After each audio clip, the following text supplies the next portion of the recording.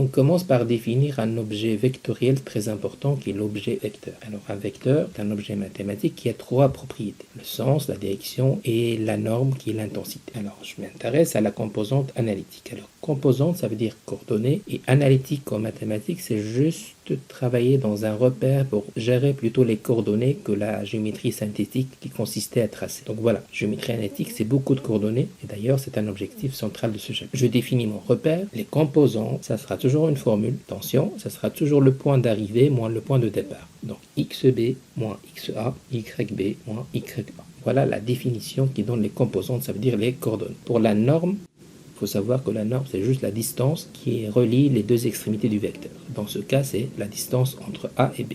Donc la norme, c'est une valeur réelle positive. Attention, la norme, c'est une distance. Le vecteur, c'est un objet qui a trois propriétés. Ce n'est pas une distance. Puisque notre repère est orthogonal et normé, c'est-à-dire orthonormé, les deux axes sont perpendiculaires. En plus, la gradation sur l'axe des x est la même que la gradation sur l'axe y.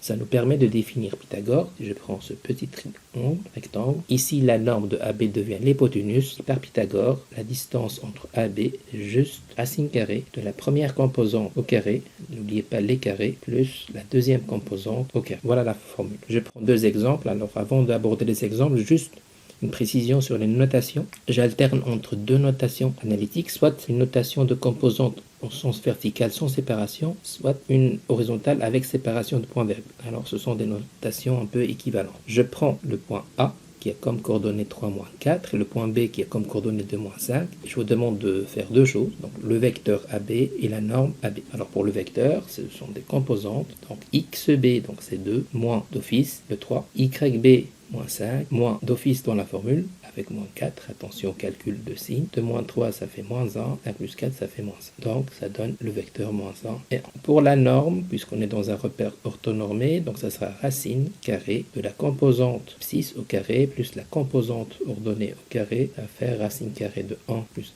1 égale racine carrée de 2.